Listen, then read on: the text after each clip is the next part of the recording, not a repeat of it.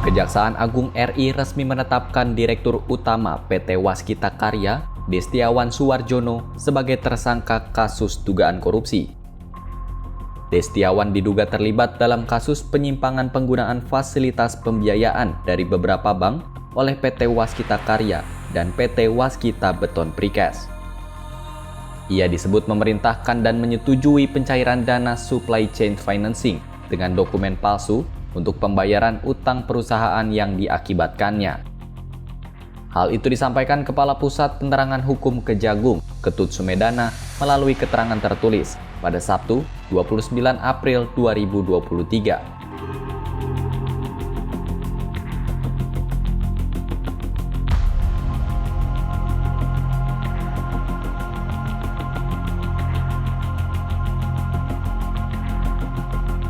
Berdasarkan perhitungan Badan Pengawasan Keuangan dan Pembangunan, korupsi yang dilakukan Destiawan menimbulkan kerugian lebih dari 2,5 triliun rupiah. Atas perbuatannya, Destiawan disangkakan dengan Pasal 2 Ayat 1 dan Pasal 3 Jangto Pasal 18 Undang-Undang Nomor 31 Tahun 1999 sebagaimana diubah dan ditambah dengan UU Nomor 20 Tahun 2001 tentang pemberantasan tindak pidana korupsi Jangto Pasal 55 Ayat 1 ke 1 KUHP.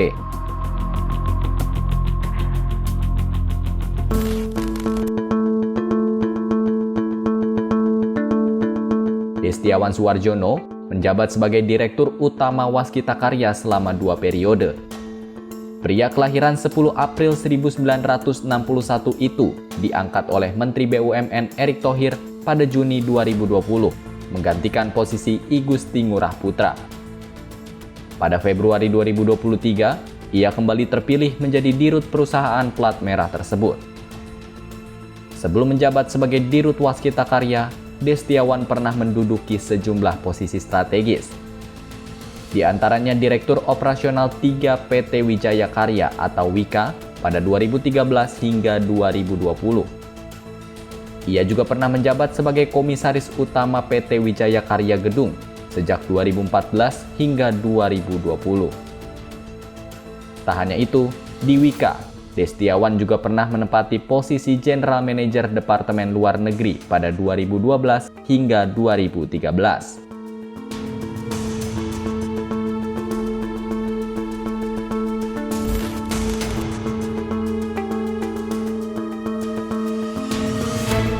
Berdasarkan laman resmi Laporan Harta Kekayaan Penyelenggara Negara atau LHKPN, Destiawan melaporkan total harta kekayaan bersih sebesar 26,9 miliar rupiah pada 25 Februari 2022. Tercatat, Destiawan memasukkan 5 sumber harta kekayaan, yakni tanah dan bangunan, alat transportasi, harta bergerak lain, surat berharga, serta kas dan setara kas.